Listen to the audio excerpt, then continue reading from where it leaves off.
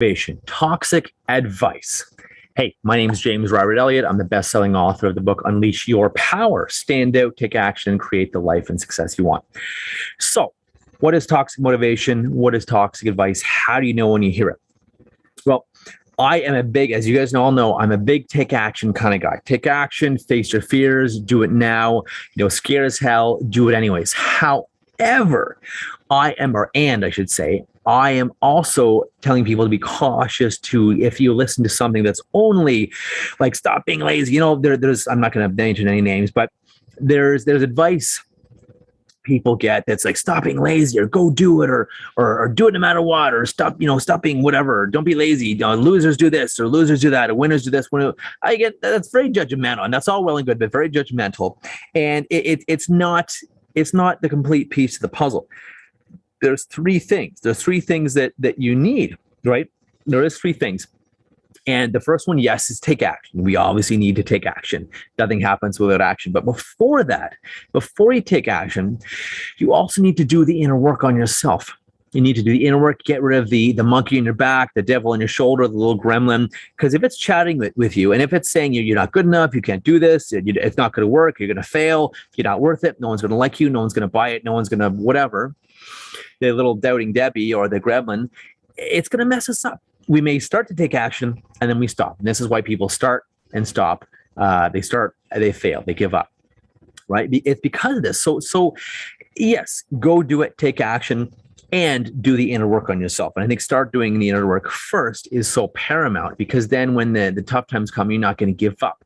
Versus if someone is yelling at you, do it, work harder, you're lazy, don't be a loser, blah, blah, blah. And again, I disagree with a lot of that. I think it's toxic because it puts people into this deep guilt, this deep grief and self-resentment and self-judgment and self-criticism, anger, being angry at yourself, right? And that's not healthy. It's not ideal. It's not going to get you to your goals. So be careful of this, I call it toxic motivation, right?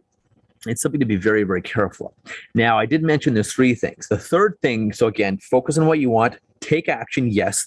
The third thing, though, what you want is you want to focus on what you want. And of course, to do that, you need to know what you want. That's another conversation. But focusing on what you want. So focus on what you want, take action, and do the inner work. These are the three pillars. That way someone yelling at you, stop being lazy, losers sleep in, or losers do this, or winners don't do this, winners don't do that. I do think that's a little toxic and can be harmful because it's more to it. Someone that has had anxiety, that has had depression, ADHD, and a number of things, right? It's easier than saying, stop being lazy, or just go do it, make it happen. So I think I've made my point. I've harped on this. So one thing is, call yourself on your own BS. If you're just being lazy and procrastinating, call yourself on it. Call yourself out on it. Ask yourself, is this who I really want to be? Is this the man or woman I really want to be? But also be gentle on yourself. And like I have days off from the gym. I have rest days that I either just walk or don't do any intense exercise.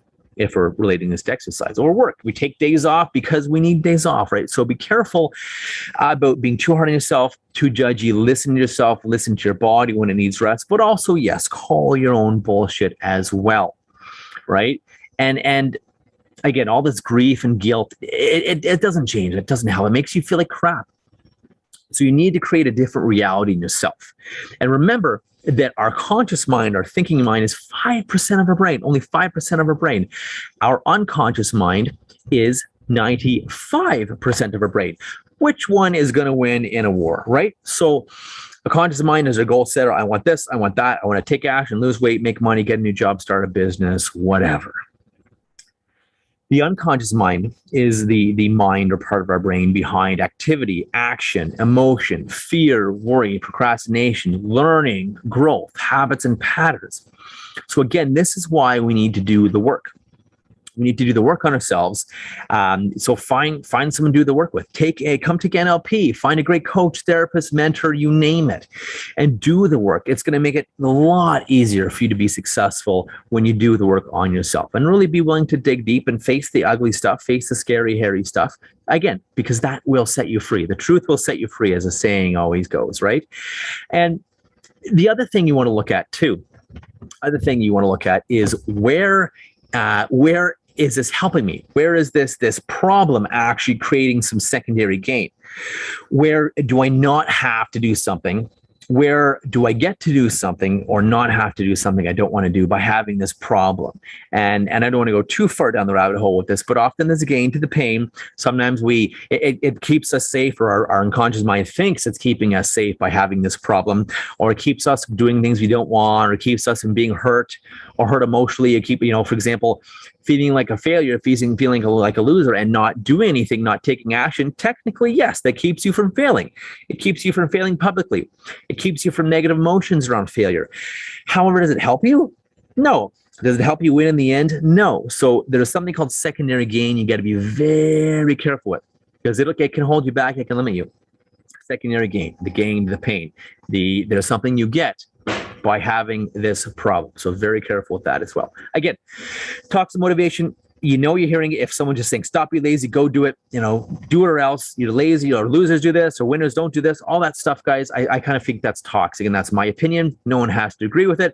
Thought I'd share this with you because it's so important. And as someone who has had a lot of guilt and anxiety myself, and being overly hard on myself, so much it burned me out, made me exhausted, and then I couldn't work. I couldn't do what I wanted to do. I couldn't exercise, couldn't, call clients. We got to be really careful with this. It takes three. Focus on what you want, take action, and also do the work. And I think that's the most important one. Do the work.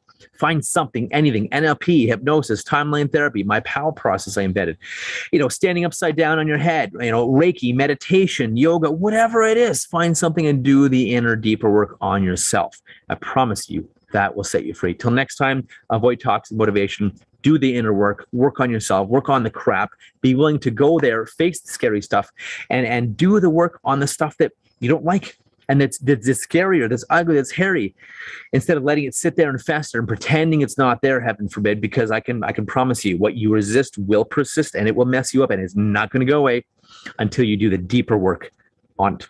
Till next time, if you have questions, unleashyourpower.com or james@unleashyourpower.com. My book on Amazon is called Unleash Your Power.